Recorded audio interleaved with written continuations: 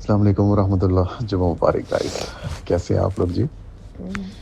अच्छा जी, जब तक इंशाल्लाह हमारा माइंडसेट 100% पॉजिटिव नहीं होगा ना एनएफटी को लेके, इंशाल्लाह मैं आप लोगों को तंग करता रहूँगा 4-5 मिनट के लिए, ठीक है? और अभी जो मेन कंसर्न है मैं उसी पर आता हूँ सीधा। गाइस थोड़ा-सा ना मैं आपको कंपैरेटिव एक एनालिसिस करके देता हूँ कि बेसिकली दुनिया में हो क्या रहा है, ताकि आपको थोड़ी सिचुएशन देता हूँ कि बेसिकली दुनिया में हो क्या रहा है, ताकि आपको थोड़ी सिचुएशन क्लियर हो इंशाल्लाह। देखिए, मैंने आपको लास्ट ऑडियो में बताया था कि यहाँ की जो लोकल एक्सचेंजेज़ हैं ना यूएई की, जो क्रिप्टो एक्सचेंजेज़ हैं, वो 1 हफ्ते से 10 दिन में विथड्रॉ देती हैं, ठीक है? लास्ट ऑडियो में मैंने आपको बताया था। बाइनेंस की बात करते हैं, ठीक है? बाइनेंस पे अगर आप कोई बड़ा विथड्रॉ लगाते हैं, बाइनेंस आपको ईमेल करेगा कि आपका विथड्रॉ ऑन होल्ड है, ठीक है? उसकी रीज़न क्या होती है? एक तो टैक्स कंप्लायंस है, दूसरा रेगुलेटरी कंप्लायंस है और एक चीज़ होती है एएमएल, एंटी मनी लॉन्ड्रिंग। तो उस चीज़ को इंश्योर करने के लिए कि आप किसी किस्म की मनी लॉन्ड्रिंग नहीं कर रहे, ब्लैक को वाइट नहीं कर रहे, आपका विथड्रॉ ऑन होल्ड होता है। मैंने बैंक में भी जॉब की हुई है, बैंक में सेम यही प्रैक्टिस होती है।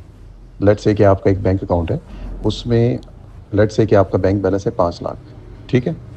अचानक से आपके अकाउंट में 50 लाख आ गए और फिर आपने उस 50 लाख का फ़ौरन विथड्रॉ लगाने की भी कोशिश की। सवाल ही पैदा नहीं होता बैंक आपको विथड्रॉ देगा। बैंक आपको बुलाएगा, क्योंकि मैंने बैंक में जॉब की है, मैं आपको बता देता हूँ। बैंक आपको बुलाएगा, बड़ी अच्छी आपकी खातिरमदारत होगी क्योंकि आप प्रीमियम कस्टमर हैं, इतना बड़ा आपका बैंक बैलेंस है, ठीक है? और बैंक आपसे पूछेगा, भई ये फंडिंग का सोर्स प्लीज़ हमें बता दें कि ये पैसा कहाँ से है आपके पास, ठीक है? अगर आप उनको सैटिस्फाई कर देते हैं, फिर बैंक आपसे पूछेगा कि ये पैसा आपने लगाना किधर है?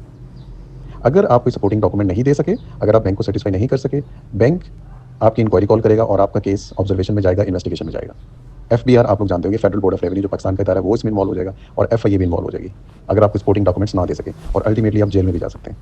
पैसा भी आपका है, विथड्रॉ भी नहीं मिला और आप जेल में भी चले गए, यहाँ तक भी हो सकता है। तो क्या आप बैंक्स को स्कैम बोलेंगे? सोचने की बात है ना, मतलब यहाँ पर अगर हमें विथड्रॉ नहीं मिल रहा, हम परेशान है कि यार ये क्या हो गया, वो क्या हो गया, और मतलब कोई अपनी गलती नहीं देख रहा ना अनफॉर्चुनेटली। लेवल 1 पे जब आप 10,000 का विथड्रॉ लगाएंगे तो यार ज़ाहिर इंक्वायरी कॉल होगी।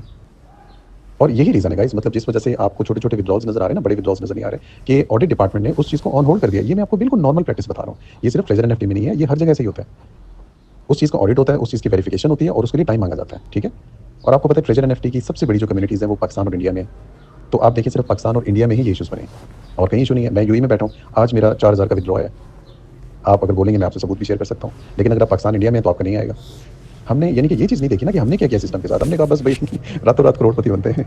ऐसा नहीं होता ना गाइस। मैंने आपको कुछ दिन पहले ऑडियो की थी, मैंने आपको क्लियर बोला था, जो पुराने फॉलोअर्स हैं वो देख सकते हैं। मैंने बोला था लेवल के हिसाब से विथड्रॉ लगाना है।